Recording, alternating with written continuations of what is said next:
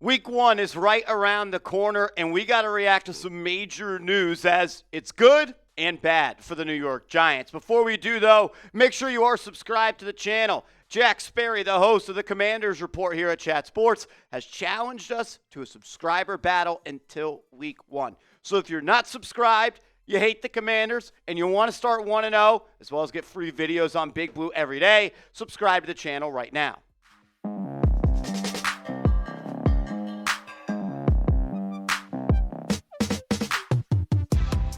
You're watching Giants Now by Chat Sports. I am your host, Marshall Green. Appreciate everybody for rolling in as we react to some news surrounding the Giants and Commanders as training camp is less than 2 weeks away and the NFL season is right around the corner. We'll talk about the bad news for the Giants, but let's start with the good news, which is bad news for the Washington Commanders. Terry McLaurin is in a contract dispute with the Commies, and there's a world where he sits out training camp and maybe even sits out the early part of a season to try to force the Commanders' hand to get a deal done. ESPN's Jeremy Fowler reported that Terry is unhappy and remains unhappy where he and the Commanders are at when it comes to extension talks. Another tweet on the matter, Commanders wide receiver Terry McLaurin is not happy where things are with an extension per Jeremy Fowler. Said that on ESPN. Fowler noted that Washington and McLaurin only have a few weeks to make progress.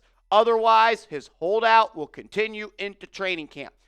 Even if he holds out in training camp and then is ready to go week 1, that is still big for the New York Giants. He's going to be passing up practice time and passing up opportunities to get on the same page with his quarterback. And I understand it's year 2 playing with Jaden Daniels, but the less you practice, the less sharp you are going to be. And if they are less sharp than they are at their maximum potential, that is going to benefit Big Blue. McLaurin is still one of the best in the business. He was awesome last year, eclipsing 1,000 yards again, 13 touchdowns, 82 receptions. I think it'd be pretty awesome if you don't have to play him. And look, I get it. There's going to be the big tough guys in the comments saying, I want to beat him at their best. Sure, but I'll also take a wounded deer in week 1 for the New York Giants to start their season on the right foot. I'm not biased at all, but I think Terry McLaurin should sit out week 1. Show the Commanders what your worth is. Make them go play a football game without you and see how sweet that is. Have them realize the grass is not greener on the other side without Terry McLaurin. And on the other hand, as someone who spends too much time looking at salary caps and digesting data of how much players are paid, I can kind of understand why the Commanders don't want to ante up $28+ million for Terry McLaurin as he is almost 30 years old. He's a great player. There's no doubt about it. $30 million is a lot of money when you know that Jaden Daniels is coming down the pipeline to get a deal sooner rather than later. Like, how much does McLaurin want? Hopefully he wants to be the highest paid receiver in the league, and the Commanders say no to that. Or maybe they do make him the highest paid receiver, and that benefits the Giants as well. If Scary Terry does not play, it is going to be scary for this Washington offense because it's not good. Deebo Samuel, I'm just not scared of Deebo Samuel in the big 2025. This wide receiver room is not good.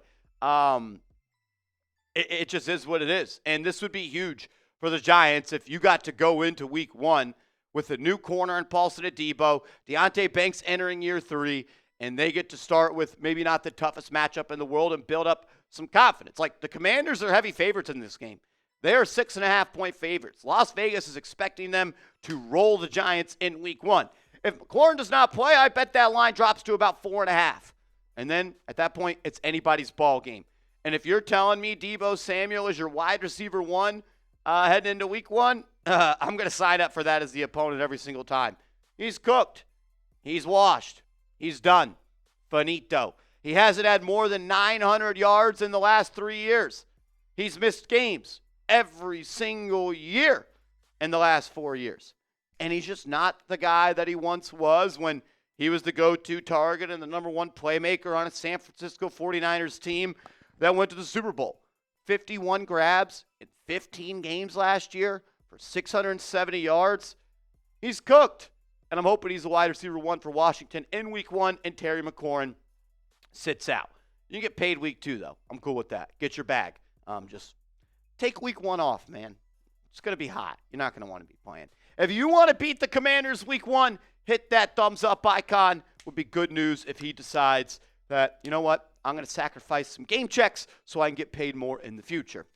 In life, there are winners and losers, and the Giants, they are unfortunately losers when it comes to this. Some bad news.